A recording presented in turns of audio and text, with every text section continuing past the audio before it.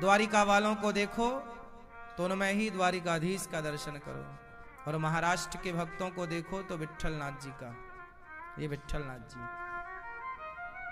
है ना। और बिहार के प्रत्येक नारी को देखो, बिहार की प्रत्येक स्त्री को देखो तो माता सीता के रूप में देखो, क्योंकि बिहार से माता सीता है। जनकपुर, जनकपुर कहां से? जनकपुर बिहार में। तो हमारी बिहार की किसी भी स्त्री को देखो तो किस भाव से देखो? हमारी सीता मैया की सखियां हैं ये सब, सीता मैया ही हैं ये सब। तो जो दक्षिण से कोई आवे तो दक्षिण के भक्त को देखो कि हमारे तिरुपति बालाजी मिल गए, ये भगवान तिरुपति जी का स्मरण कर लो, है ना। अब हिमाचल तरफ के किसी भी स्त्री को देखो तो उनको मां भगवती वहीं विराजती हैं। कौन सी मैया? हाँ, वैष्णो देवी, कटरा, उसी तरफ है सब, ज्वाला, कटरा, है ना। तो सब मैयाएं, हमारा पूरा भारत, पूर्व पश्चिम उत्तर, दक्षिण में देखो तो सब शिव जी के रूप में देखो, रामेश्वरम वहीं विराजे हैं, सब शिवमय हैं। चार दिशाएं, और चारों दिशाओं में पूरब में कौन है? जगन्नाथ जी कहां है? जोर से, पूर्व, भारत के पूर्व में जगन्नाथ जी हैं। भारत के पूर्व हिस्सा में कौन? जोर से, थोड़ा और नाम लो जगन्नाथ जी का, जय जगन्नाथ। भारत का पूर्व मतलब जगन्नाथ जी, और भारत के पश्चिम में द्वारिका। द्वारिका मतलब भारत का पश्चिम। भारत की दिशाएं याद करने का सबसे बढ़िया तरीका बता रहा हूं मैं आपको। भारत का पश्चिम क्या है? द्वारिका। और भारत का उत्तर, उत्तर में कौन? बद्रीनाथ जी। चार धाम है ना, तो भारत के उत्तर में, भारत के उत्तर में बद्रीनाथ, और भारत के दक्षिण में रामेश्वरम। तो ये चार दिशाएं, तो चारों दिशाएं हमारे प्रभु से घिरी हुई हैं। अब मैं चलता हूं जगन्नाथ जी। तो जगन्नाथ जी कैसे प्रकट हुए? वृंदावन से ही कथा है। तो वृंदावन में जब भगवान 100 वर्षों के बाद आए तो यहां पर भगवान की 16,108 पत्नियां भी आईं। उन पत्नियों में, सारी पत्नियों में, जब उन्होंने सुना कि कृष्ण के जाने के बाद गोपियों ने बहुत याद किया, बहुत रोई, कृष्ण के जाने के बाद वृंदावन की हालत क्या हुई, ब्रज की हालत, तो इस हालत का वर्णन करे कौन? कृष्ण के जाने के बाद क्या क्या हुआ, कितना कौन रोया, किस तरह से यहां का विलाप हुआ, विरह हुआ, वो कौन बताए? तो भगवान की पत्नियों ने पूछा, मैया यशोदा आप बताइए। मैया बोली, मैं बोल नहीं सकती, इतना मैं बोल ना पाऊंगी। तब माता रोहिणी, एक छोटा स्थान, शांति का वातावरण, एक बगीचे को चारों ओर से बाउंड्री बनाई गई, वहां पर माता रोहिणी को एक ऊंचे स्थान पर बिठाया गया। 16,108 पत्नियां और गोपियां और ब्रजवासी और जितने भी भगवान के भक्त थे सबको वहां बिठाया गया, और माता रोहिणी ने वो सारा वृत्तांत बताना स्टार्ट किया कि जब कृष्ण छोड़कर गए तो कृष्ण के बिना गोपियों की हालत क्या थी। जब बताना स्टार्ट किया तो द्वार पर माता सुभद्रा को खड़ा किया गया। उस बाउंड्री की वॉल पर, दीवार पर, मतलब दरवाजे पर किसको खड़ा किया गया? सुभद्रा मां को। क्यों? क्योंकि कथा में डिस्टर्ब ना हो, बीच में ना कोई खड़ा होगा ना कोई, देखो कथा कितनी मर्यादित, ना खड़ा ना बैठना, ना कोई आए ना कोई जाए, पहले आ जाओ जिनको आना है, फिर नहीं आना। तो वहां किसको लगाया गया? भगवान की बहन माता सुभद्रा को। तुम खड़ी रहना, कोई आए ना कोई जाए ना। अब सुभद्रा द्वार पर खड़ी हैं, पहरा दे रही हैं कि तब तक माता रोहिणी ने कथा स्टार्ट की, बलराम जी की मां कथा, कि जब कृष्ण गए तब गोपियां रथ के आगे लेट गईं। हे गोविंद, जा रहे हो तो हमारे प्राणों को लेकर जाओ। और कृष्ण के जाने के बाद जब तक रथ के पहिए से धूल उड़ती रही, गोपियां टुकुर टुकुर देखती रहीं। और वो बोली, हमारा कन्हैया तो मजाक कर रहा है, कोई हमें छोड़कर थोड़ी चला जाएगा। वो उड़ती हुई धूल गोपियां बस टुकुर टुकुर देखती रहीं। धूल तो शांत हो गई, आकाश साफ हो गया, पर कोई आता हुआ नजर ना आया। सारी गोपियां ऐसे ही तड़प गईं जैसे मछली तड़पती है। सारे व्रज में कृष्ण के जाने के बाद किसी के घर में चूल्हा नहीं जला। कृष्ण के जाने के बाद किसी घर में चूल्हा नहीं जला, किसी के घर बच्चा पैदा नहीं हुआ। यही हाल 14 साल तक अयोध्या का था। 14 वर्ष तक, जब तक राम वनवास में थे, अयोध्या में किसी के घर में ना तो बेटी का विवाह हुआ, ना तो बेटे का विवाह हुआ, ना कोई मंगल कार्य हुआ। 14 वर्ष तक अयोध्या में किसी के घर कोई बच्चा पैदा नहीं हुआ। इससे क्या अर्थ निकल रहा है कि किसी ने अपने मन को राम के अतिरिक्त कहीं और नहीं लगाया। उसी तरह 100 वर्षों तक ब्रजमंडल में कृष्ण के अतिरिक्त ब्रजवासियों ने, कृष्ण के उपासकों ने, यहां के लोगों ने कृष्ण के अतिरिक्त अपने मन को कहीं नहीं लगाया। कृष्ण के जाने के बाद गोपियों ने दर्पण में अपना मुख नहीं देखा। सजती सवरती थी तो कृष्ण के लिए, अब कृष्ण चले गए तो सजें किसके लिए?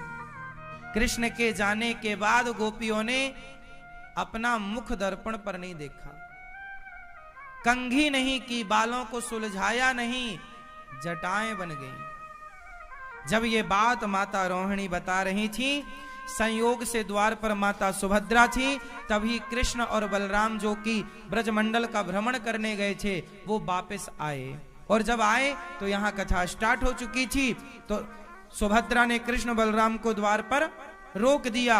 तो कन्हैया ने, बलराम ने और सुभद्रा ने उस द्वार पर बैठकर कन्हैया ने अपनी कथा सुनी कि मेरे जाने के बाद मेरी गोपियों की क्या स्थिति थी, किस प्रकार गोपियां रोईं। और जब इस प्रेम को माता रोहिणी के मुख से भगवान कृष्ण ने जब कथा सुनी, तो भगवान की कथा भगवान को इतनी प्रभावित की कि उस प्रेम में, गोपियों के उस प्रेम में, कृष्ण के बिना गोपियों के विरह में जो दशा थी, उस दशा को सुनकर के कृष्ण के अंदर इतना प्रेम जागा कि जैसे अधिक ताप पर सोना लोहा पिघल कर पानी बन जाता है, उसी प्रकार भगवान के, रोहिणी मां के द्वारा भगवान की विरह की जो कथा मां ने सुनाई, उस विरह की कथा को सुनकर उस विरह की अग्नि में भगवान ऐसे जले कि पूरा शरीर पिघल कर भगवान का बहने लगा। आंखें पानी बनकर बह गईं, हाथ बह गए, पूरा शरीर जब बहने लगा, तब नारद जी दौड़ कर आए, मैया रोको रोको, कथा सुनाना बंद करो, देखो कन्हैया को क्या हुआ। मैया रोहिणी देखने गई, मैया यशोदा ने देखा कन्हैया की आंखें पिघल कर पानी बनकर बह चुकी। जब राम जी से मिलने भरत जी गए चित्रकूट में, तो जिस पत्थर पर भरत जी खड़े थे, भगवान राम को देखते ही इतना रोमांच हुआ कि जिस पत्थर पर खड़े थे वो पत्थर पिघल गया और भरत जी के चरण चिन्ह अंकित हो गए। गौरांग महाप्रभु, चैतन्य महाप्रभु जब द्वारी जगन्नाथ जी के सामने प्रथम बार गए, तो भगवान जगन्नाथ जी को देख करके जिस पत्थर पर खड़े थे ना चैतन्य महाप्रभु, वो पत्थर पिघल गया, चरण चिन्ह अंकित हो गए। आज भी जगन्नाथपुरी में गौरांग महाप्रभु के वो चरण चिन्हों वाला पत्थर आज भी है, आज भी है। भगवान पिघल गए। और जब भगवान पिघल गए, माता रोहिणी आई, बेटा तुम्हें कौन सा वैद्य बुलाऊं, क्या कैसे ठीक होगे, ये क्या हुआ? तब भगवान ने कहा, मां अब मैं ऐसा ही रहूंगा, जैसे मेरी गोपियां मेरे वियोग में तड़पती रहीं, मैं उनके प्रेम की निशानी बनकर, उनके प्रेम की प्रतिमा बनकर के मैं खड़ा होकर के अपने गोपियों के प्रेम का ऋण चुकाता रहूंगा। वही स्वरूप है भगवान का पिघला हुआ प्रेम की प्रतिमूर्ति भगवान जगन्नाथ जी। और वहां केवल उस कथा ने भगवान कृष्ण को नहीं, बलराम जी और सुभद्रा तीनों का शरीर उस प्रेम में पिघल गया, इसलिए तीनों विराजे हैं। इसलिए अब देखो ना, कृष्ण और रुक्मणी और कृष्ण और राधा तो समझ में आता है, पर कृष्ण और सुभद्रा समझ में नहीं आता, ये भाई बहन क्यों खड़े हैं? क्योंकि वहां पर द्वार पर ये तीन ही थे, सुभद्रा एक तरफ, कृष्ण एक तरफ, बलराम जी और बीच में, इसलिए तीनों का वो पिघला हुआ शरीर आज जगन्नाथ जी के रूप में जगन्नाथपुरी में तीन विराजे हैं, बलदाऊ जी, भगवान श्री कृष्ण, और बीच में ये माता पीली मैया सुभद्रा मैया है। तो ये सुभद्रा मैया है। अच्छा, सुभद्रा जी को जब बीच में देखा ना तो लक्ष्मी जी नाराज हो गई, लो बहन को लेके बैठे हो, हमारी कोई जगह नहीं है। तब भगवान ने फिर बुरा ना लगे, अब बताओ आपका पति ननंद के साथ ही रहे, मतलब आपकी बहन के साथ, मतलब आपकी वो अपनी बहन के साथ रहे, तो आपको बुरा लगेगा कि भाई अपनी बहन बहन करते हो, बस हमारी तरफ तो देखते भी नहीं हो, बहन बहुत प्यारी है आपको। तो रुक्मणी हमारी लक्ष्मी मैया फिर जगन्नाथपुरी में भगवान के चरणों की तरफ फिर लक्ष्मी जी को भगवान ने स्थान दिया। तो वहां ध्यान से देखने पर नीचे लक्ष्मी जी भी विराजी हैं जगन्नाथपुरी में। तो ये जगन्नाथ जी जो हैं, ये कौन है? ये प्रेम की प्रतिमूर्ति हैं, ये भगवान का निराकार स्वरूप है, प्रेम की प्रतिमूर्ति। तो ये जगन्नाथ जी की आंखें, पांव, हाथ ना होने की कथा है। इंद्रद्युम्न नाम के राजा थे, उन्होंने मंदिर बनवाया। जो जगन्नाथ जी का मंदिर है वर्तमान में, वो मंदिर किसने बनवाया? इंद्रद्युम्न नाम के राजा ने। उनकी पत्नी का नाम था गुंडिचा। मंदिर तो बन गया, पर समस्या ये खड़ी हुई, इस मंदिर में प्रतिमा किसकी रखें? कुछ लोग बोले शिव जी की रखो, कुछ लोग बोले कृष्ण की रखो, कुछ लोग बोले राम की रखो, ये राम मंदिर बने, ये कृष्ण मंदिर बने, ये कोई बोले नरसिंह मंदिर रखो, नरसिंह जी की प्रतिमा रखो, कुछ लोग बोले कार्तिकेय जी रखो, ये शिव परिवार होगा। अब मंदिर तो बन गया, पर ये डिसाइड नहीं हो पाया कि प्रतिमा किसकी होगी, है ना? तब वहां स्वयं भगवान आए। कौन आए? कौन आए? भगवान। और भगवान आए बढ़ई के रूप में।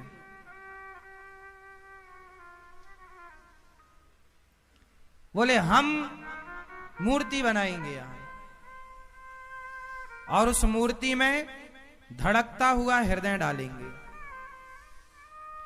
पर हमें कोई डिस्टर्ब नहीं करेगा। उन्होंने अपना टाइम लिया, 1 महीने का, जो भी टाइम पीरियड लिया, अंदर उन्होंने तैयारी की। तो शुरू में तो खटपट खटपट की आवाज आई, बाद में आवाज आनी बंद हो गई, आवाज आनी बंद हो गई। तो मैया गुंडीचा को लगा, देखो अंदर मर तो नहीं गया होगा, आवाज नहीं आ रही, ना खाया ना पिया ना पानी ना भोजन ना कुछ भी नहीं ले रहा है। दरवाजा खोल दिया गया। तो जब दरवाजा खोला तो इतना ही स्वरूप तैयार हो पाया था, इसलिए जगन्नाथ जी इतने ही। अच्छा, उसी समय एक दूसरी घटना घटी। भगवान श्री कृष्ण के 125 वर्ष पूरे हो गए और भगवान चले, जब जाने लगे तो एक रूप से तो भगवान गौलोक चले गए, एक रूप से कण-कण में समा गए। पर एक कथा यह भी मिलती है कि भगवान जब गए तो भगवान के शरीर का अंतिम संस्कार अर्जुन ने किया। भगवान का अंतिम संस्कार किसने किया? तो चिता पर भगवान का सारा शरीर तो जल गया, पर भगवान का धड़कता हुआ हृदय नहीं जला।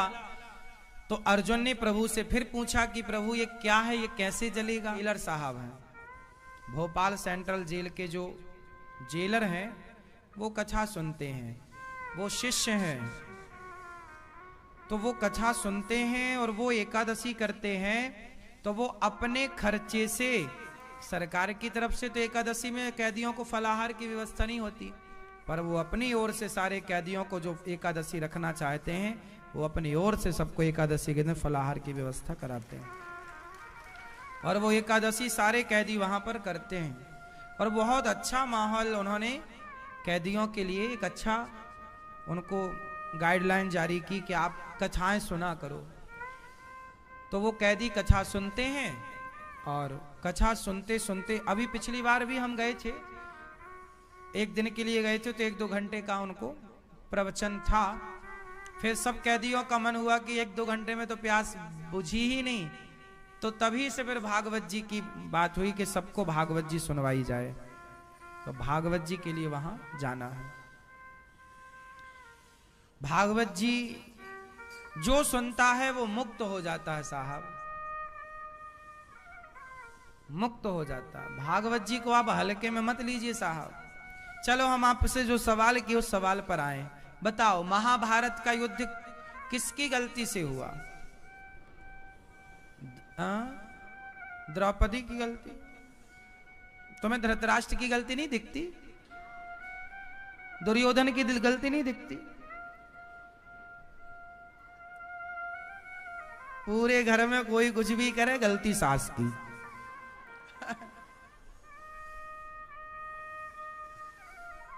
हाँ, द्रौपदी की भी गलती, अभी आएंगे गलती में, पर द्रौपदी की इतनी भी बड़ी गलती नहीं थी भाई। उन्होंने बोला कि अंधों के अंधे होते हैं, तो तुम भी कुछ बोल लेते। अब इसका मतलब ये थोड़ी कि आपने ये बोला इसलिए तुम्हें सारी समाज में निर्वस्त्र करेंगे। भाई यदि हमने आपको कुछ गलत बोल दिया और आपको बुरा लगा, तो भाई आप भी हमें बोल दो। अब इसका अर्थ ये तो नहीं कि उस गलती की सजा ये दी जाए कि चलो अब इसके कपड़े उतार दो। भरी सभा में निर्वस्त्र करना चाहा दुशासन ने। क्या द्रौपदी का अपराध इतना बड़ा था कि उसे समाज में निर्वस्त्र करने का दंड मिला? बोलो,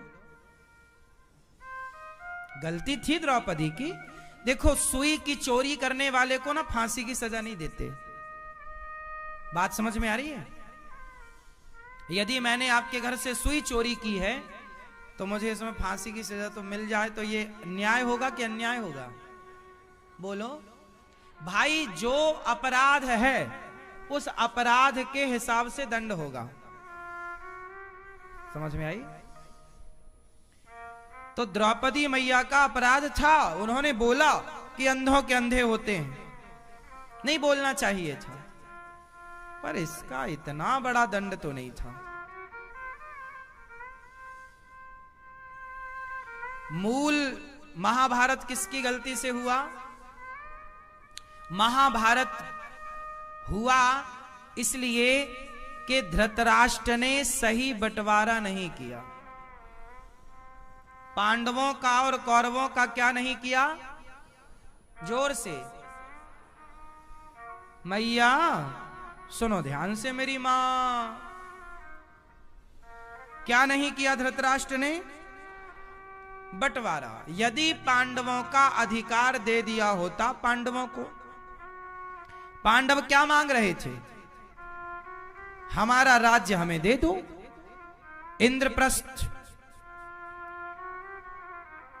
भगवान शांति दूत बनकर गए, बोले भैया तुम इंद्रप्रस्थ दे दो वरना 5 गांव दे दो। वर्षों तक वन में घूम घूम बाधा विघ्नों को, चूम चूम सह धूप घाम पानी पत्थर, पांडव आए कुछ और निखर। सौभाग्य न सब दिन सोता है, देखे आगे क्या होता है। मैत्री की राह बताने को, सबको सुमार्ग पर लाने को, दुर्योधन को समझाने को, भीषण विध्वंस बचाने को भगवान हस्तिनापुर आए और पांडवों का संदेशा लाए। भगवान ने कहा सुनो दुर्योधन, 2 न्याय 2 दो न्याय अगर तो आधा दो, पर इसमें भी यदि बाधा हो तो दे दो केवल 5 गांव, दे दो केवल 5 ग्राम, रखो अपनी धरती तमाम। हम वहीं खुशी से खाएंगे, परिजन पर न असी उठाएंगे। भगवान ने कहा 5 गांव दे दो। क्या दे दो? 5 गांव। दुर्योधन वह भी दे न सका, आशीष समाज का ले न सका। उल्टे हरि को बांधने चला, जो था असाध्य साधने चला। जब नास मनुज पर छाता है, पहले विवेक मर जाता है। जब नास मनुज पर छाता है, पहले विनाश काले विपरीत। दुर्योधन को बहुत समझाया, 5 गांव दे दे, 5 गांव दे दे। क्या बोला? सुई की नोक बराबर जगह भी। जब नास मनुज पर छाता है, पहले विवेक मर जाता है। हाँ, दुर्योधन जरूरत से ज्यादा लोभी था। वो पांडवों की संपत्ति भी रखना चाहता था, इसलिए क्या हुआ? महाभारत हुआ। यदि सही बंटवारा हो जाता, धृतराष्ट्र कह देते कि पांडवों का राज्य पांडवों का, कौरवों का कौरवों का, तो महाभारत नहीं होता। इसलिए सुनो, आप लोग भी अपने मरने के पहले अपने बच्चों का ठीक ठीक बंटवारा कर देना। लेट लपेट करोगे, तुम मर गए बिना बंटवारा किए, तो तुम्हारे बच्चे महाभारत करेंगे।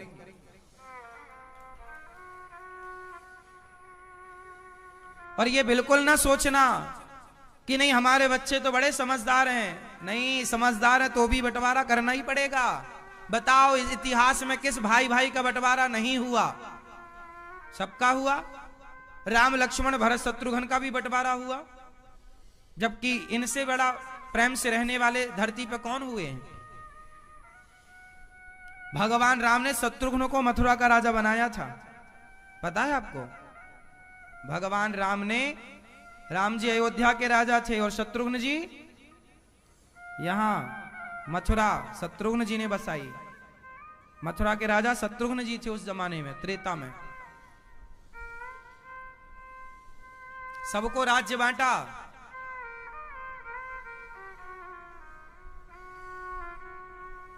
लक्ष्मण जी को लखनऊ का राज्य दिया। लखनऊ मीन्स लक्ष्मण जी का स्थान पूरा बटा था।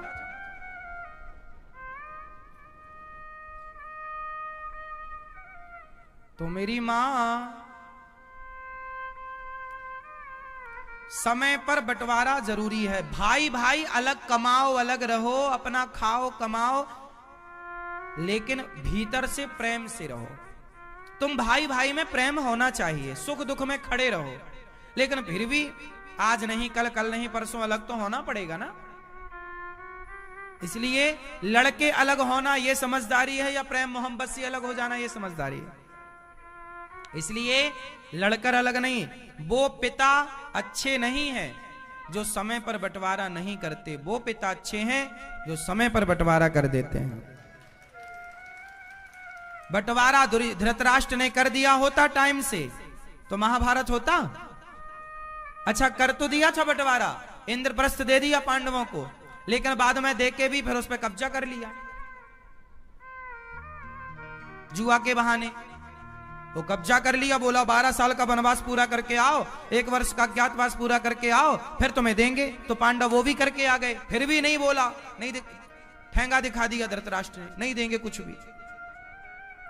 जब दिखा दिया, तुम ज्यादा अति कभी ना करना वंदे, इति तेरी हो जाएगी और बिना पंखों के पक्षी जैसी गति तेरी हो जाएगी। अति ना करना, क्योंकि अति है तो अंत है, सर्वनाश हो गया।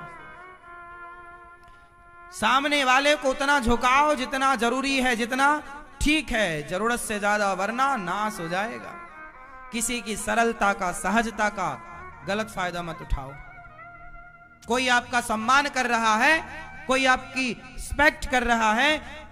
दुर्योधन, धृतराष्ट्र जो थे ना, पांडव जो थे, जिनमें मुख्य थे धर्मराज युधिष्ठिर। ये धर्मराज युधिष्ठिर धृतराष्ट्र का बहुत सम्मान करते थे, पिता की तरह मानते थे, लेकिन उसका धृतराष्ट्र ने मिसयूज किया, गलत किया।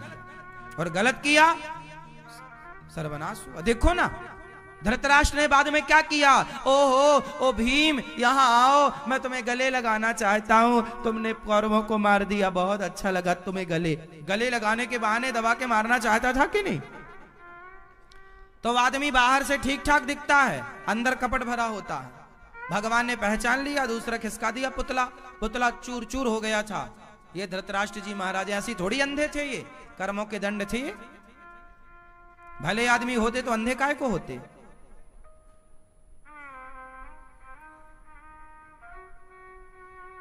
इसलिए केवल आंखें ही फूटी थी इतना ही नहीं, इनके विवेक बुद्धि भी सब नष्ट थी, कुछ नहीं था। अब बताइए भरी सभा में खुद की बहू की साड़ी उतर रही है और धृतराष्ट्र बैठे तमाशा देख रहे हैं, रोक नहीं सकते आप कि भाई मेरी बहू है ये। अच्छा बताओ धृतराष्ट्र की क्या लगती हैं द्रौपदी, धृतराष्ट्र की क्या लगती हैं, जोर से बहू है। भाई पांडव भी तो उनके छोटे भाई के पुत्र तो भी पुत्र ही तो हैं। आपके छोटे भाई का बच्चा आपके लिए बच्चे ही तो है, भतीजा पुत्र ही तो होता है। तो आप क्या करेंगे, पुत्र वधू को आप निर्वस्त्र कर रहे हैं और आप राजगद्दी पर बैठे हैं। आप इतने बड़े हस्तिनापुर राज्य के राजा हैं और आपके सामने आपकी बहू न्याय मांग रही है कि मेरी रक्षा करो और आप तमाशा करा रहे हैं। ये कैसे राजा हैं आप, ऐसा कौन सा राजा होता है भाई कि जिसके राज्य में न्याय ही ना हो। देर ना लगाना साहब न्याय करने में, वरना नाश हो जाएगा। माता गांधारी पट्टी उतार के बैठी है, दुर्योधन कल आना कपड़े उतार के, तुझे देखूंगी निर्वस्त्र आना, तुझे देखूंगी तू वज्र का हो जाएगा। हाँ दुर्योधन चला डिंग डोंग होकर के चला, मेरी मां देखेगी मैं तो वज्र का हो जाऊंगा, फिर नहीं मरूंगा। हाँ गांधारी मां ने आंखों की पट्टी उतार दी दुर्योधन जैसों के लिए। यदि गांधारी मां ने द्रौपदी को बचाने के लिए पट्टी उतारी होती तो यह महाभारत ही ना होता। पट्टी उतारी तो सही, पर दुर्योधन जैसों को बचाने के लिए, द्रौपदी को बचाने के लिए पट्टी नहीं उतरी माता गांधारी की। माता गांधारी को भी तो दौड़ के आना था, अरे मेरी बहू है इसकी लाज क्यों लूट रहे हो, इसके कपड़े क्यों उतार रहे हो। तुम्हें इसने बुरा बोला था तुम भी बोल देते, बाल पकड़ के लाए यहां तक सही था, घसीट कर लाए यहां तक सही था, पर कपड़े उतार दो ये गलत था। क्यों जी, कपड़े उतार दो द्रौपदी के, क्या ये सही था। फिर ज्यादा घमंड नहीं करना चाहिए साहब, ज्यादा बड़ी बातें नहीं करना चाहिए और बदले की भावना में इतना जल नहीं जाना चाहिए कि अपना विवेक खो बैठो। ईश्वर सब देखता है, देर है ईश्वर के घर, God mills grind slow but sure, मिलता है। चक्कर में ना पड़ना। ईश्वर अपनी लाठी चलाते हैं ना, तो चाहे धृतराष्ट्र हो, चाहे गांधारी हो, चाहे पितामह हो, सब बाणों की सैया पर दिखते हैं। पितामह भी दिखे बाणों की सैया पर, चुपचाप बैठे तमाशा देख रहे हैं पितामह, बोलना चाहिए था। तो महाभारत क्यों हुआ, क्योंकि सही बंटवारा। तो आप लोग गलती करोगे, ये महाभारत की कथाएं सुनने पढ़ने की ही नहीं, जीवन में उतारने की हैं। जो गलतियां हो चुकी हैं इतिहास में वो गलती दोहराई ना जाए। तो आप कितने लोग सबक लेंगे कि सही बंटवारा सही वक्त पर करेंगे। कर दो, आपने कर दिया बंटवारा, नहीं जाति करना। कितने बच्चे हैं, 2, क्या मन है नहीं करने का। दोनों बच्चों को दे दो, कुछ अपने पास बचा के रखना और बहू से बोल देना बहुत है मेरे पास अभी, लालच में बेचारी सेवा करती रहेंगी। 25-30 किलो सोना दवाई रखना, खीर बना के खवाती रहेगी, बादाम का हलवा बहू देती रहेगी। और ये मत कह देना धोखे से कुछ नहीं है अब, फिर बहू बोलेगी अब कुछ नहीं है तो जाओ।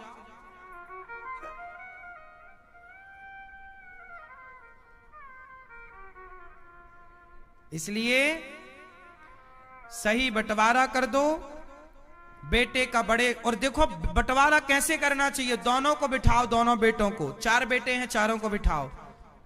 3 बेटे हैं, तीनों को बिठाओ और तीनों से बिठा कर कहो कि बेटा ये वाला प्लॉट तुम्हारा, ये दुकान तुम्हारी, ये दुकान तुम्हारी, सबको। या फिर तीनों की सहमति ले लो कि भाई तुम तीनों कर लो अपना, हम बैठे हैं, तुम तीनों अपनी राजी मर्जी से सहमति बना लो। तुम तीनों की जो सहमति हो, तुम दोनों की जो सहमति हो, तुम चारों की जो सहमति हो, तुम पांचों की जो सहमति हो, उस पर बाप को एग्री कर लेना चाहिए, क्योंकि तुम्हें तो रहना नहीं, अब तो बच्चों को रहना है। वो खुश रहें बस, तुम्हारे मरने के बाद वो आपस में लड़ाई ना करें। इसके लिए भैया तुम बताओ और लिखित में ले लो तीनों से। तीनों खुश हो ना, साइन करो यहां पर, इतना लेके खुश हो और थोड़ा अपने लिए बचा के रखना, थोड़ा बुढ़ापे में अपने लिए, कि जो मेरी सेवा करेगा, वसीयतनामा पहले लिख दो, जो हमारी सेवा करेगा ये उसे मिल जाएगा। तीनों करेंगे तो तीनों को मिल जाएगा, 2 करेंगे दोनों को मिल जाएगा, 4 करेंगे चारों को, ताकि आपको ना घर से निकाल ना दिया जाए। कुछ संपत्ति बुढ़ापे में रहना चाहिए। और पुरुष लोग, आप लोग मरने के पहले कुछ संपत्ति अपनी पत्नी के नाम पे ना हो तो करके जाना, क्योंकि पुरुषों के मरने के बाद स्त्रियों का सम्मान नहीं होता घर में, बूढ़ी मां का। स्त्री जब तक पति है तब तक तो स्त्री का बल है, पर पति के जाने के बाद स्त्री निर्बल हो जाती है, पुत्रों पर आश्रित हो जाती है। अच्छा, कुछ बेटे हैं जो सेवा करते हैं तो बहुत अच्छे हैं कि वो सेवा करते हैं, पर कुछ बच्चे तो फिर इग्नोर करने लग जाते हैं। क्या माँ के पास तो है ही क्या, सब तो हमारा हो गया। ना बहू देखती है सास की तरफ, अब है ही नहीं तो देखेगा क्यों भाई। जमाना स्वार्थी है, मान लो आप, है ना। हम कलयुग वासी हैं, कलयुग के टाइप की जो चल रहा है मार्केट में, हम वो बातें कर रहे हैं भाई। आज के जमाने में कहावतें सुनी है, बाप भलो ना भैया, सबसे बड़ो रुपैया। मात पिता भ्राता सब कोई, संकट में पूछे नहीं कोई, ये सब चौपाइयां हैं। शिव चालीसा की ये चौपाई है, मात पिता भ्राता सब कोई, संकट में पूछे नहीं कोई, सुख के सब साथी दुख में ना कोई। रफी जी गा गए। फिर ये झूठी बातें थोड़ी हैं। स्वार्थ लाग करें सब प्रीति, सुर नर मुनिजन की यह रीति, कोई गलत बातें थोड़ी हैं भाई। आजकल बेटा भी देखता है माँ के पास क्या है।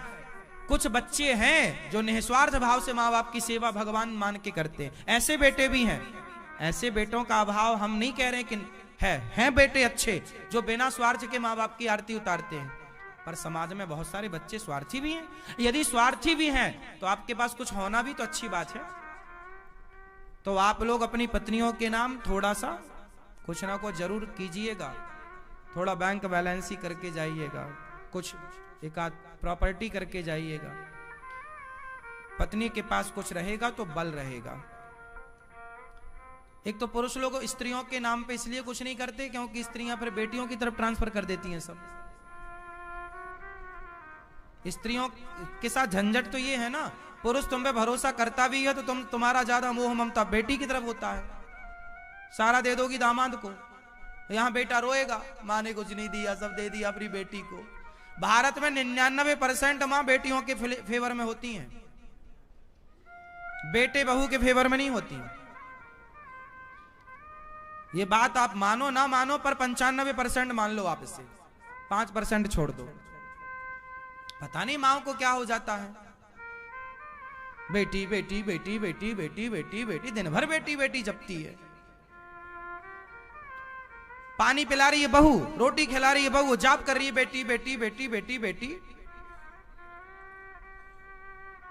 अरे बेटी हो बेटा हो, तुमने पैदा दोनों किए हैं तो दोनों से फिर व्यवहार भी एक सा रखो। इसी चक्कर में, तुम्हारे इस चक्कर में ना, बेटी आई तो मैया ने तुरंत देसी घी बेटी को बांध दिया, झोले में रख दिया। पापड़ बनाए थे, अचार बनाया और बेटी के झोले में घुसा दिया। और उसको, सास को क्या लगता बहू ने देखा नहीं, बहू ने सीसीटीवी कैमरे फिट कर रखे हैं, उसे सब पता है। ये जो माताओं का बेटी मोह है ना, ये मोह तुम्हें दर्द देता है। बाद में बहू बोलती रुक जा बुढ़िया और बुढ़ी हो जा, फिर बताऊंगी। बड़ा बेटी बेटी कर रही है, बाद में कहां जाएगी, आएगी मेरी चक्कर में। तुम्हें पानी फिर बाद में बहू ही देगी, बेटी ना देगी।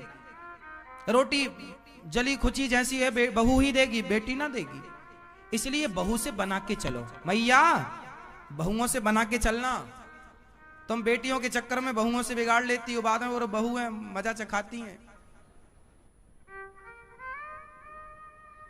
गलतियां यदि सासों की है तो तुम भी सुधारो, और गलतियां बहुओं की तुम भी सुधारो। रिश्ते एक से नहीं चलेंगे, दोनों की समझदारी से चलेंगे। दोनों का समझदार होना जरूरी है, सास भी समझदार हो और बहू भी। मैया आप बेटी बेटी तो नहीं करती हो ज्यादा? नहीं, बहुत सारे बेटे रोते हैं, महाराज जी हमारी माँ ने कुछ नहीं दिया, सारा बेटी को दे दिया।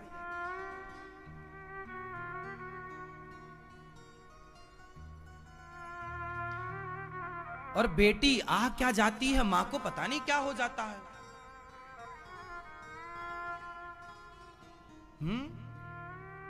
सातवें आसमान में चली जाती है, बेटी आई बेटी आई बेटी आई, है ना। घी रख के दे दिया, अब दूसरे दिन पत्नी ने पति के रोटी में घी नहीं लगाया, तो पति ने बोला क्यों आज घी क्यों नहीं लगा रोटी में? अरे आई तो थी तुम्हारी बहन, सब बांध कर ले गई। भले वो कुछ नहीं ले गई पर बहू को मौका तो मिल ही गया। तुम्हारी माँ ने चुपके से झोले में रखा है, 10 किलो घी रख दिया, भले आधा किलो रखा हो। थोड़ा अचार लाना, अचार कहाँ रहा, सब दे दिया तुम्हारी माँ ने बांध कर। 10 झोला बांध के ले गई है, 10 झोला, 10 बैग भर दिए, भले ले गई हो एक। अच्छा तुम चोरी से क्यों देती हो सासू माँ? मेरे ये सवाल है आपसे। जितनी सासें बैठी है बताएंगी कि आपकी जब बेटी आती है तो आप उसके झोले में चोरी से क्यों घी अचार पापड़ सब साड़ी वाड़ी चोरी से क्यों डालती हो? बता के क्यों नहीं डालती हो? बहू जरा तुम 1 किलो घी रख दो, 1 किलो अचार रख दो, पापड़ रख दो, बता के क्यों नहीं, चोरी से क्यों? अच्छा आज सच बताना, आपकी माँ चोरी से देती है कि नहीं सब कुछ? चोरी चोरी से जब आप जाती हो, बोलो हाँ तुम्हारी माँ चोर है क्या? माँ दिया करो, मना कर दिया करो, माँ चोरी से नहीं ईमानदारी से दो, भैया को भाभी को बता के दो। तुम भी चोरी से ले आती हो फिर चली जाती हो, हाँ इकट्ठा, माँ फोन लगा, हाँ इकट्ठा हो गया है आ जाना।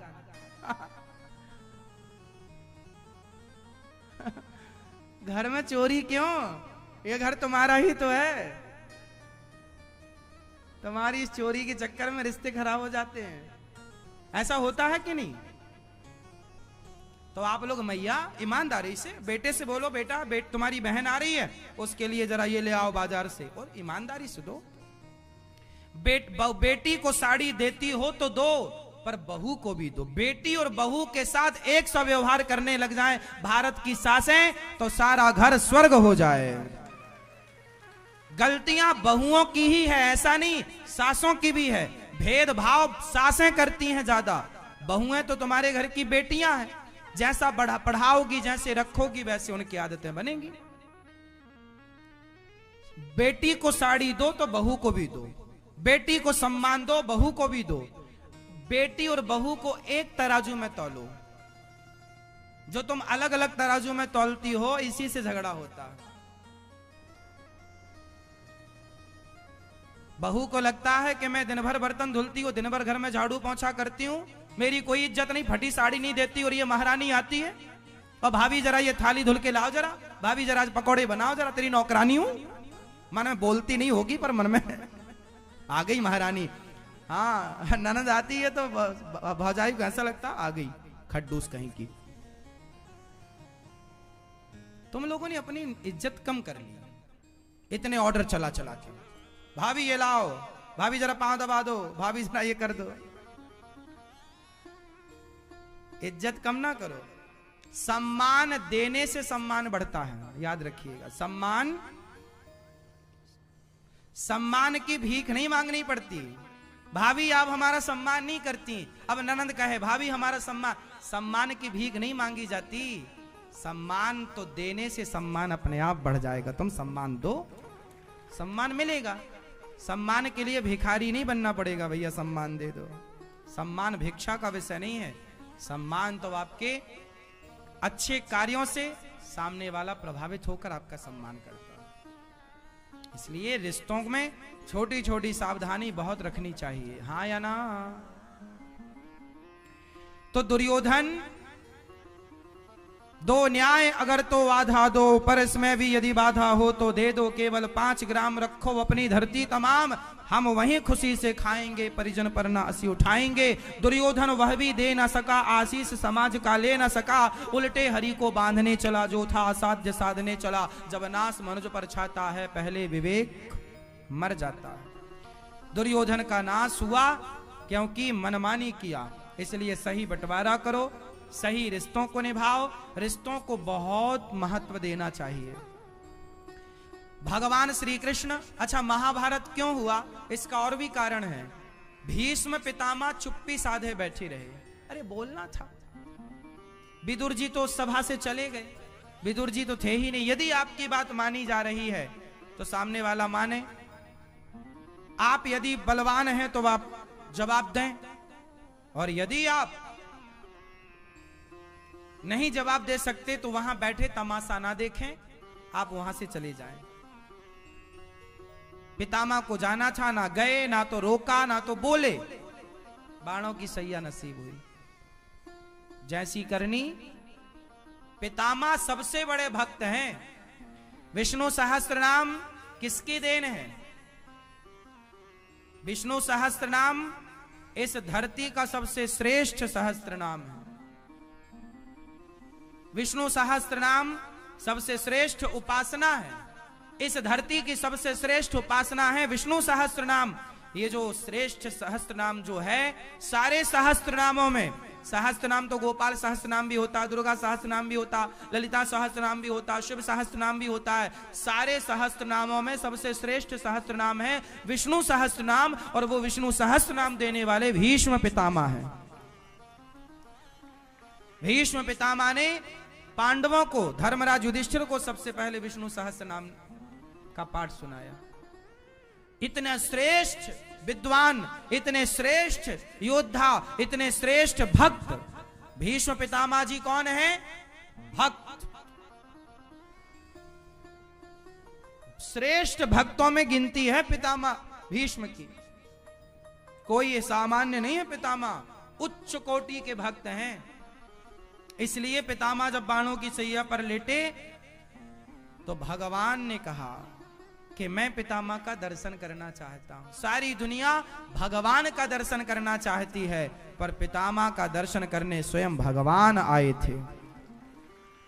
और पितामह का दर्शन भगवान ने किया, और पितामह भगवान का स्मरण करते करते, भगवत चिंतन करते करते सूर्य उत्तरायण हुआ, और तब उनका शरीर पूरा हुआ। भगवान का प्रत्यक्ष दर्शन करते करते, लोग कहते हैं जब मरूं तो भगवान का नाम मुख में आए, लोग कहते हैं जब मरूं तो भगवान का धाम हो, पर पितामह जब मरे तो साक्षात भगवान श्री कृष्ण सामने खड़े थे। ऐसे भीष्म पितामह। लेकिन गलती कहां हो गई? द्रौपदी का चीर खींचते हुए देखा, इसलिए बाणों की सैया। सबसे अधिक दंड महाभारत में किसे दिया गया? भीष्म पितामह को। 52 दिन तक बाणों की सैया पर थे। लोगों को तो आज तलवार लगी आज ही मर गए। देखो, तुरंत मर जाना अच्छी मृत्यु है, पर मरे ना और तड़पते रहे तो। पितामह के पूरे शरीर में बाण घुसे हैं, चुभे हैं। अब सोचो कितना दर्द, कितनी पीड़ा हो रही होगी। धन्य है पितामह, उस दर्द में भी उन्होंने कृष्ण को याद रखा। इसलिए मेरी मां, कर्मों का दंड ना पितामह जैसों को भोगना पड़ा। भगवान ने ये सब इसलिए किया कि देख लो, पितामह जैसे ही क्यों ना हो, यदि कर्म दंड है तो भोगना पड़ेगा। जब कर्म दंड पितामह जैसों को भोगना पड़ा तो कर्म दंड हमें और आपको नहीं भोगना पड़ेगा। इसलिए गलत काम ना करना, गलत ना करना। बचेगा कोई नहीं। कोई बचा हो तो बताए, कौन बचा? गलत करके कौन बच गया? रावण बच गया कि कंस बच गया कि पितामह बच गए कि धृतराष्ट्र बच गया कि दुर्योधन बच गया कि आप बचोगे कि हम बचेंगे? इसलिए अच्छी करनी कर लो रे भैया, कर्म न करियो काला। लाख आंख से देख रहा है तुझे देखने गलत नहीं मेरी माँ। भगवान द्वारिका जाने लगे, कुंती बुआ ने स्तुति की। कृष्णाय वासुदेवाय देवकी नंदनाय च नंद गोप कुमाराय गोविंदाय नमो नमः। कुंती बुआ ने भगवान से क्या मांगा? हे कृष्ण, हे देवकी पुत्र, हे यशोदानंदन, मैं आपकी स्तुति करती हूँ। आप मेरे पुत्र बने रहे, मुझे बुआ बुआ कहकर भरमाते रहे, पर पता चला कि आप पुत्र नहीं, आप पिता हैं। आज कुंती बुआ ने हाथ जोड़कर भगवान से कुछ कहा, हे प्रभु, मैं आपसे कुछ मांगना चाहती हूँ। हाँ बुआ, मांगो। क्या मांगना है? विपदः सन्तु नः शश्वत् तत्र तत्र जगद्गुरु भवतो दर्शनं यत् स्यात् अपुनर्भव दर्शनम। विपत्ति क्या चाहिए? हमें दुख चाहिए। क्यों बुआ? जब जब सुख आया है ना गोविंद, तब तब मैं आपसे दूर हो गई हूं, और जब जब दुख आया तब तब मैं आपके करीब आ गई। ऐसे सुख पर पत्थर पड़े जो कृष्ण हृदय से जाएं, बलिहारी व दुख की जो पल पल नाम जपाए। हमें सुख नहीं चाहिए, हमें क्या चाहिए? दुख।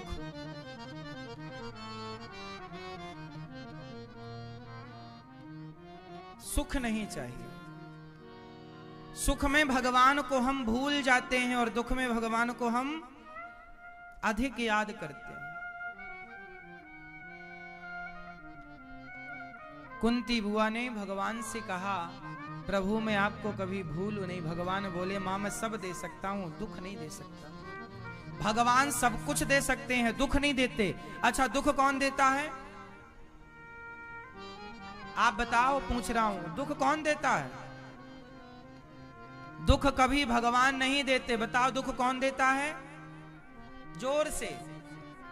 हमारे अपने ही कर्मों के फल हैं ये। हमारे अपने कर्म ही, बुरे कर्म दुख और भले कर्म सुख। कर्म ही देते, भगवान तो केवल मोहर लगाते हैं।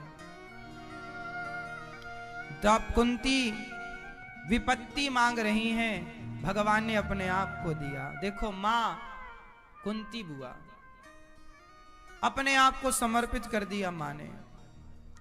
कुंती मां है ना, और भगवान ने भी खूब सेवा की है कुंती बुआ की।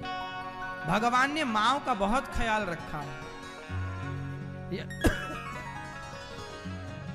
चाहे कौशल्या मां हो, कैकेयी मां ने राम के साथ इतना गलत व्यवहार किया, वनवास भेज दिया, पर राम जी ने कैकेयी मां के प्रति कोई द्वेष नहीं रखा। राम जी ने कैकेयी मां के प्रति कोई द्वेष रखा? प्रेम रखा। ऐसे हैं प्रभु राम, मां के लाडले हैं राम, मां के लाडले हैं श्याम। इसलिए आप भी अपनी मां के लाडले हो, मां की सेवा। मैया, ओ पंचायती मैया, होगी पंचायत? हाँ, तू कितनी अच्छी है, तू कितनी भोली है, प्यारी प्यारी है ओ माँ, ओ माँ, ओ माँ,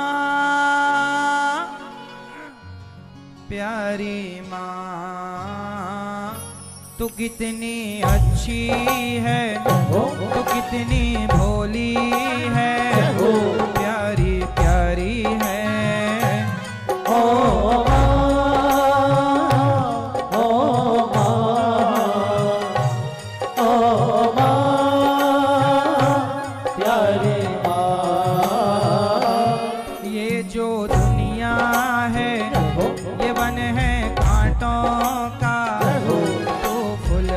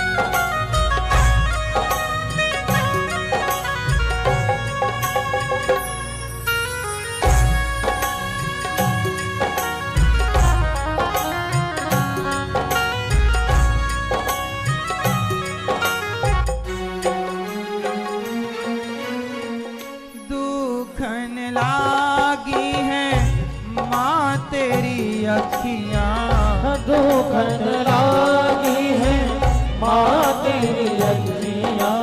मेरे लिए जागी है तू, मेरे लिए जागी है तू, सारी सारी निंदिया मेरी निंदिया पे हो, अपनी निंदिया भी तूने वारी है। ओ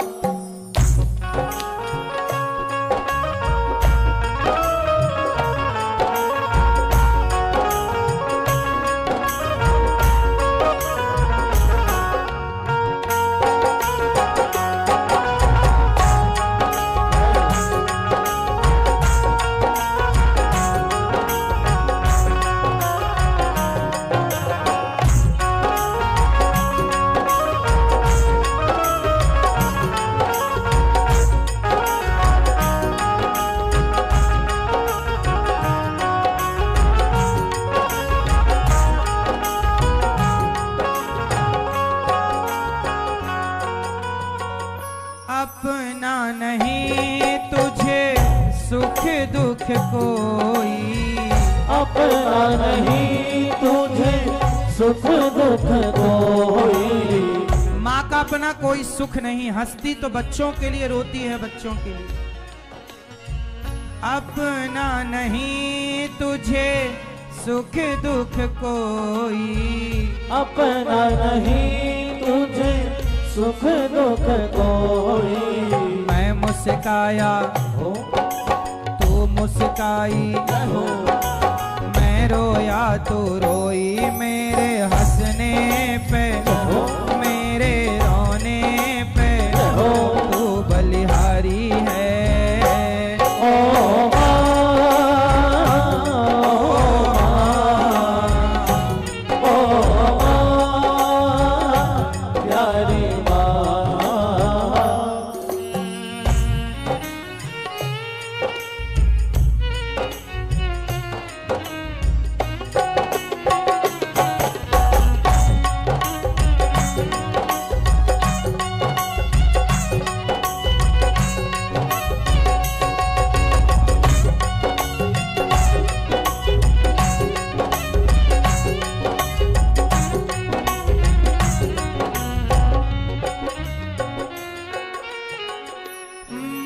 बच्चों की जान होती है, माँ बच्चों की जान होती है।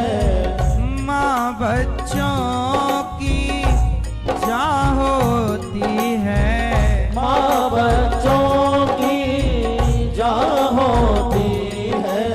वो होते हैं किस्मत वाले, वो होते हैं किस्मत वाले, जिनकी माँ होती है कितनी सुंदर है, कितनी शीतल है, प्यारी प्यारी है।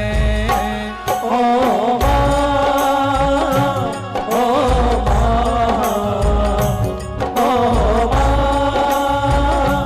प्यारी तू कितनी अच्छी है, तू कितनी भोली है। इसलिए कहता हूं कि अपनी माँ की आरती जरूर किया करो, माँ से अच्छा कोई नहीं। हो लेके पूजा की थाली, जोत मन की जगाली, तेरी आरती उतारो भोली माँ। तो जो दे दे सहारा, सुख जीवन का सारा, तेरे चरणों पे वारो भोली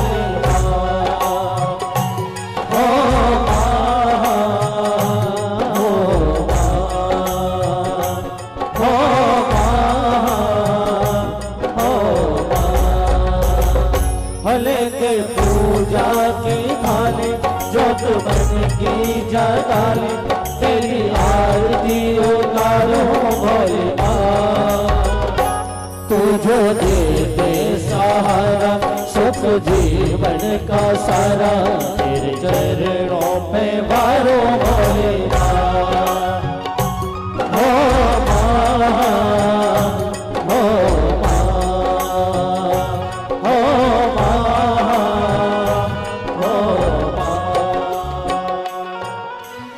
माई मेरी क्या फिक्र तुझे, क्यों आंख से दरिया बहता है। तू कहती थी तेरा चांद हूँ मैं, और चांद हमेशा रहता है। तेरी मिट्टी में मिल जावा, गुल बन के मैं खिल जावा, इतनी सी है दिल की आरज़ू।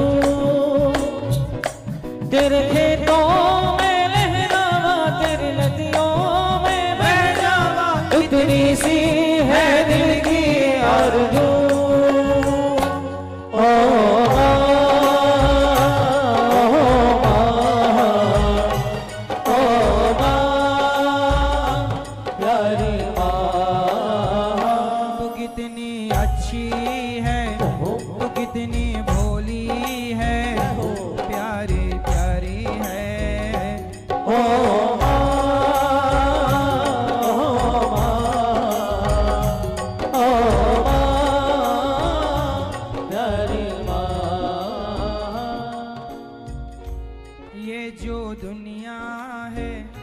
वन है कांटों का, तू फुलवारी है। ओ माँ, ओ माँ, ओ माँ, प्यारी माँ।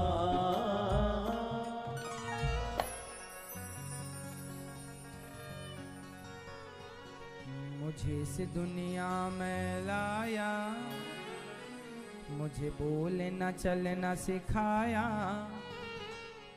ओ मात पिता तुम्हें वंदन, मैंने किस्मत से तुम्हें पाया। पूजा है तुझको, पूजेंगे हरदम, माँ के ही अर्पण है ये मेरा जीवन। मेरी माँ एक मंदिर है और ममता पूजा है, एक वो ही भगवन है और कोई न दूजा है। ये मेरी कहानी है, प्यारी जिंदगानी है। आज हूँ मैं जो कुछ भी, मेहरबानी तेरी है। तेरे जीवन में खुशियाँ तमाम आएंगी, तेरे जीवन में खुशियाँ तमाम आएंगी। ले ले माँ की दुआएं तेरे काम आएंगी। माही मंदिर माही पूजा, ओ माँ से बढ़कर कोई ना दूजा। माही मंदिर माँ के पुण्य से जगत बना है, ईश्वर को भी माँ ने जना है। क्या ये अंबर, क्या ये धरती माँ की तुलना हो नहीं सकती। बड़े बड़े ज्ञानी कहते हैं, ओ माँ का रुतबा सबसे ऊंचा माही मंदिर। तेरी उंगली पकड़ कर चला, ममता के आंचल में पला। माँ ओ मेरी माँ, मैं तेरा लाल, तेरा लाल। माँ ओ मेरी माँ, मैं तेरा लाल, तेरा लाल। बन के तेरा साया मैं तुझको थाम लूं, बन के तेरा साया मैं तुझको थाम लूं, उठ के पहले प्रभु से मैं तेरा नाम लूं, बन के तेरा साया मैं तुझको थाम लूं, उठ के पहले प्रभु से मैं तेरा नाम लूं, रखूं तुझे पलकों तले पूजा करूं तेरी, तेरे सिवा तू ही बता क्या जिंदगी मेरी, मैं तो तेरे सपनों के रंग में ढला, तेरी उंगली पकड़ के चला, ममता के आंचल में पला, माँ ओ मेरी माँ, तेरा लाडला, तेरा लाडला।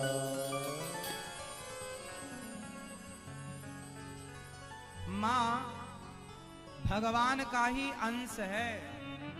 माँ कौन है? भगवान। तो माँ की खुशी किसकी खुशी है? भगवान की खुशी। और माँ का दुख भगवान का दुख। यदि आपके घर में आपकी माँ खुश है तो समझो कि आपका भगवान आपसे बहुत खुश है, और आपकी माँ आपके घर में दुखी है तो समझ लो कि आपके भगवान आपसे बहुत दुखी है, क्योंकि माँ भगवान है। भगवान का ही पर्याय माँ है। कौन से भगवान? माँ से बड़ा कोई भगवान? हमने भगवान को तो जाना ही नहीं। पहले तो माँ को देखा, माँ को सुना, माँ को जाना।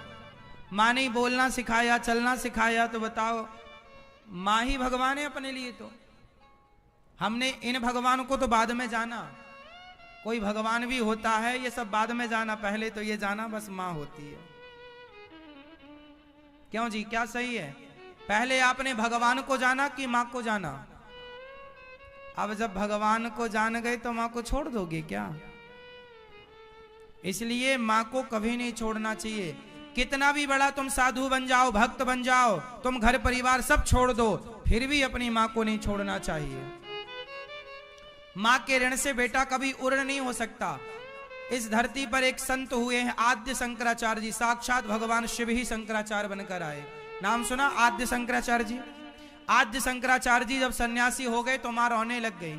उनकी माँ बोली, बेटा तू 8 साल की उम्र में सन्यास हो गया, छोटी सी उम्र में तू साधु हो गया, अब तेरी माँ को तेरी जरूरत पड़ेगी, तू बता तू कैसे आएगा? शंकराचार्य जी बोले, माँ जब भी आपको पुत्र की जरूरत पड़े आप पुकारना, मैं प्रकट हो जाऊंगा। शंकराचार्य जी जैसे दिव्य संत जब भी उनकी माँ पुकारती तुरंत माँ के पास जाके माँ के चरण दबाया करते थे, माँ की सेवा किया। संत तुम हो तो कितने भी बड़े रहे आओ। इसलिए साधुओं को भी अपनी माँ को रखने की इजाजत है। साधु लोग अपनी माँ को अपने आश्रम में रख सकते हैं। तुम कितने भी बड़े साधु हो गए, कितने भी बड़े संत हो गए, पर माँ को रखो, और जमाना तुम्हारा सम्मान कितना भी करे पर तुम समय निकालो और माँ के पांव दबाओ। चलो तुम जमाने के लिए साधु संत बने रहो, पर माँ तुम्हारी भगवान है। वृंदावन में बहुत सारे संत हैं। जो बेटा संत हो गया तो माँ कहाँ जाए? तो माँ उन संतों के पास रहती हैं और वो अपने माँ के पांव दबाते हैं, सेवा करते हैं। तुम साधु भले हो जाओ पर माँ के ऋण से उर्ण नहीं हो पाओगे। इसलिए भैया सेवा करो। इसलिए आप गृहस्थों को चाहिए कि अपनी माँ का पूरा ख्याल रखो। आप लोग रखते हैं कि नहीं अपनी माँ का ख्याल? हाँ या ना? नहीं रखते? सासू माँ का ख्याल रखती हो आप लोग? अपनी बूढ़ी सास का, अपने बूढ़े ससुर का, अपने माँ का, बूढ़ी माँ का भी ख्याल रखा करो। आजकल तो माँ बेचारी परेशान हो जाती हैं। कुछ माएँ वृद्धाश्रम आना पड़ता है। ये वृद्धाश्रम बनाना क्यों जरूरी पड़ा? ताकि माँओं को सहारा मिल पाए। बेटा सेवा नहीं करता।